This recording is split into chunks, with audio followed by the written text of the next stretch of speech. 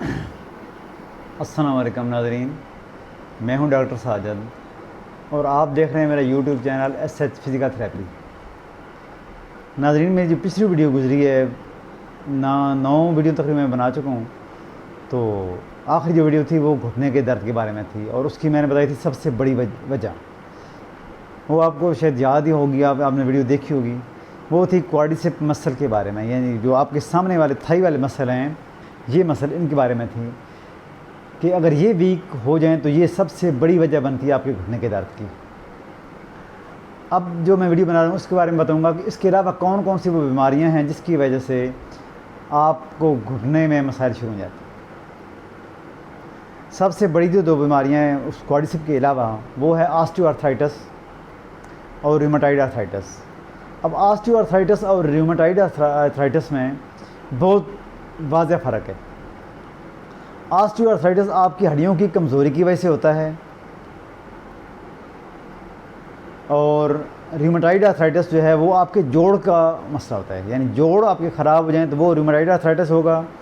और ऑस्टियोआर्थराइटिस आपकी हड्डियाँ जो कमज़ोर हो जाएंगी तो वो आपको घुटने में दर्द होगा उसकी वजह से। यानी ये दोनों को अक्सर लोगों को गलतफहमी हो जाती है कि मेरे घुटने का दर्द ऑस्टियोआर्थराइटिस यानी जोड़ की वजह से है, ये जोड़ का दर्द है। हालांकि ये 2 अलग अलग चीज़ें हैं और दोनों में बहुत ज़्यादा फ़र्क है।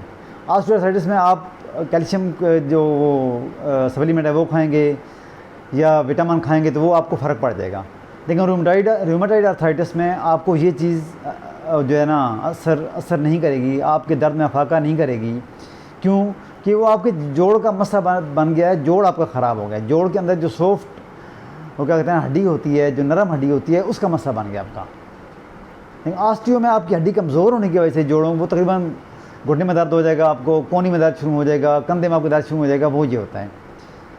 लेकिन रूमेटॉइड आर्थराइटिस में घुटने में दर्द होता है और बाकी जोड़ों में दर्द शुरू हो जाता है, बल्कि पूरी बॉडी में भी बात उसको कोली आर्थराइटिस कहते हैं, वो हो जाता है। लेकिन उसके वो एक ख़ानदानी इशू आपका, यानी आपकी फैमिली हिस्ट्री में भी लोगों को आ रहा होगा और आपको भी इसमें हो जाएगा।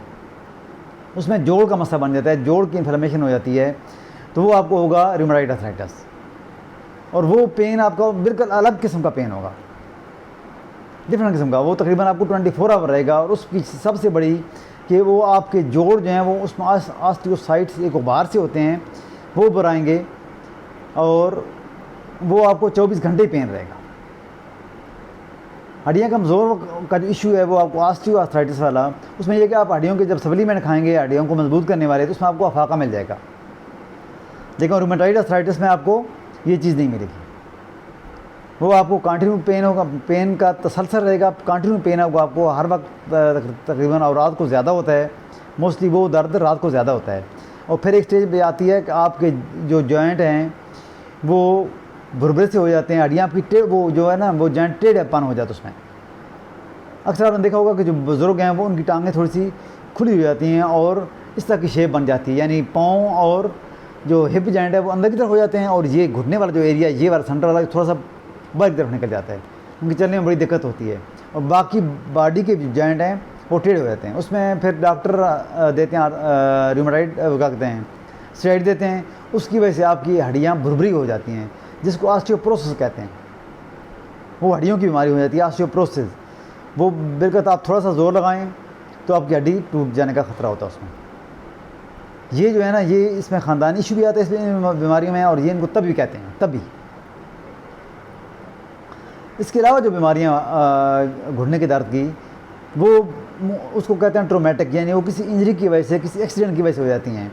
जैसे आपका ACL टूट गए, ACL होता है एंटीरियर क्रूशिएट लिगामेंट, यानी जो आपके घुटने को जिस बाइंडिंग सी है, धागा सा जिसको कह सकते हैं आप, उसने जोड़ के रखा हुआ है दोनों हड्डियों, ऊपर वाली हड्डी को और नीचे वाली हड्डी को आपस में जोड़ के रखा हुआ है, उसको कहते हैं ACL एंटीरियर क्रूशिएट लिगामेंट और पोस्टीरियर क्रूशिएट लिगामेंट। ये 2 किस्म के होते हैं।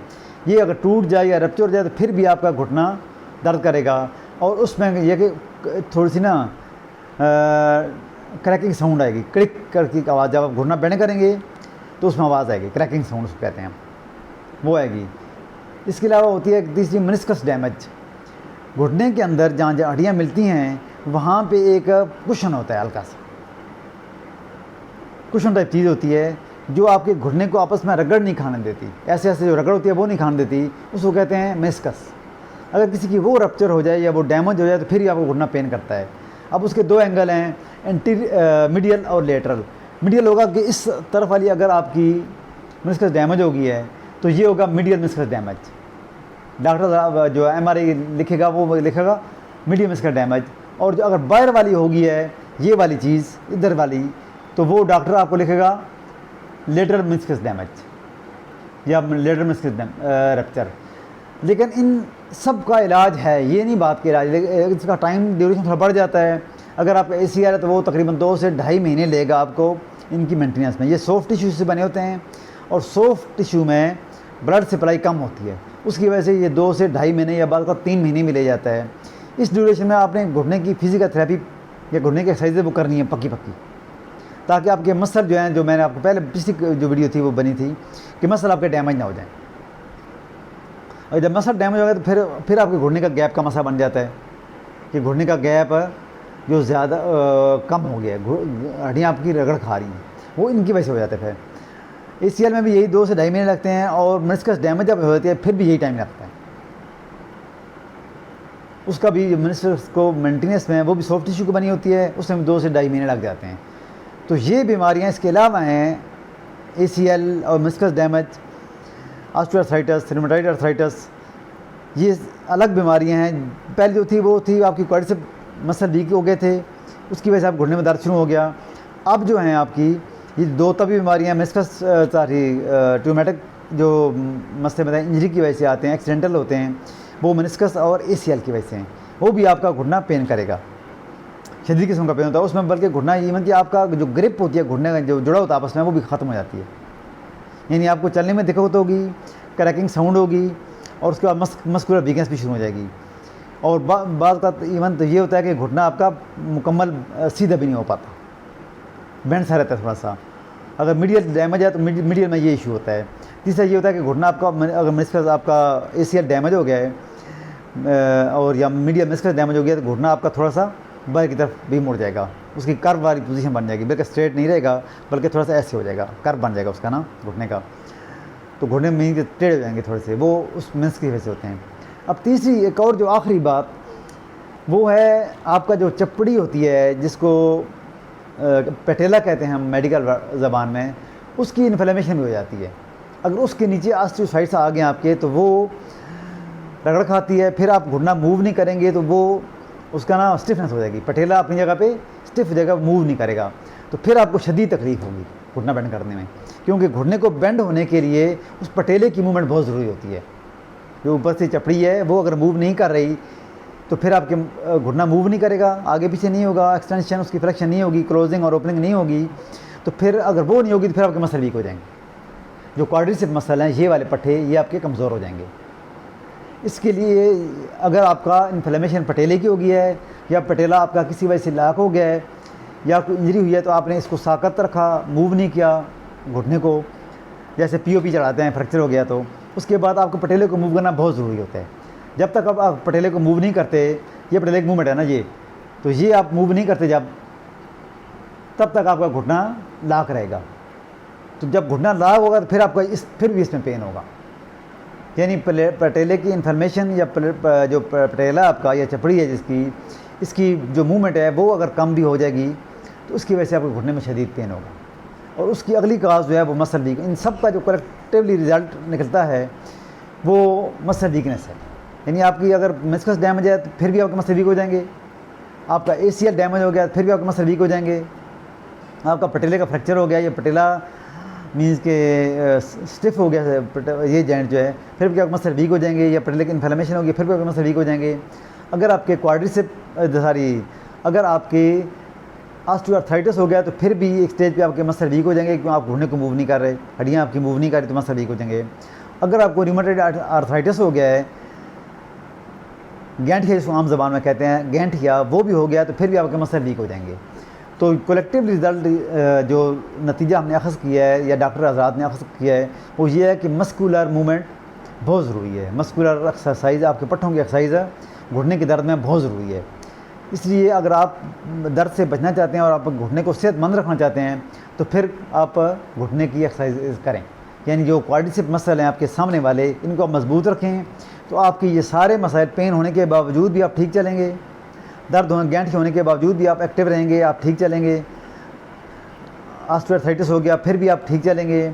आपका मेनिस्कस डैमेज हो गई तो फिर भी आप ठीक रहेंगे। आपके अगर घुटने के मसल जो जिसको क्वाड्रिसेप कहते हैं ये मजबूत हैं, या बैक वाले मसल भी आपको मजबूत करने पड़ेंगे, वो मजबूत हैं। अगर आपका एसीएल टूट गया तो फिर भी आप एक्सरसाइज करेंगे, मसल मजबूत रखेंगे। अगर आपका पटेले का मसल बन गया है, क्योंकि पटेला भी एक जो क्वाड्रिसेप का मसल है, जो मेन मसल, उसके यहाँ अल्लाह का निज़ाम है ना, तो ये मसल होता है बेसिकली, ये हड्डी नहीं होती। ये मसल का टंडन जब सिकुड़ जाता है तो ये आपका पटेला बन जाता है। वैसे पटेला हड्डी नहीं है, अल्लाह ताला ने दोनों हड्डियों को जब मिलाते हैं तो एक गैप सा बनता है, दरमियान में एक गड़ा सा बन जाता है। उसको फिल करने के लिए और घुटने को मजबूत करने के ऊपर पटेला डाल दिया। पटेला एक मसल है, मसल का टंडन है बल्कि, और वो टंडन सिकुड़ का पटेला बनता है और घुटने के उस गैप को कवर भी करता है और घुटने को जॉइंट को मजबूत भी करता है। तो जब पटेले का मसल बनेगा फिर भी आपको क्वाड्रिसेप को एक्सरसाइज करनी पड़ेगी। तो रिज़ल्ट ये है कि आप अपने क्वाड्रिसेप मसल मजबूत रखें और आप घुटने की बीमारियों से इंशाल्लाह दूर रहेंगे। उम्मीद आपको वीडियो बहुत पसंद आई होगी। मेरे चैनल को अगर लाइक नहीं किया तो सब्सक्राइब नहीं किया तो सब्सक्राइब करें, मेरी वीडियो को लाइक करें और शेयर ज़रूर करें, क्योंकि ये आम से मसाइल हैं जिनकी वजह से लोग काफ़ी उलझन का शिकार हैं, बल्कि काफ़ी उनकी मुसीबत बन जाती है। तो इस वीडियो को जितना ज़्यादा हो सके अपने फैमिली में, अपने दोस्तों को, बल्कि कॉमन पब्लिक के लिए इसको शेयर ज़रूर करें। अल्लाह ताला आपका हामी नासर हो। अस्सलाम वालेकुम।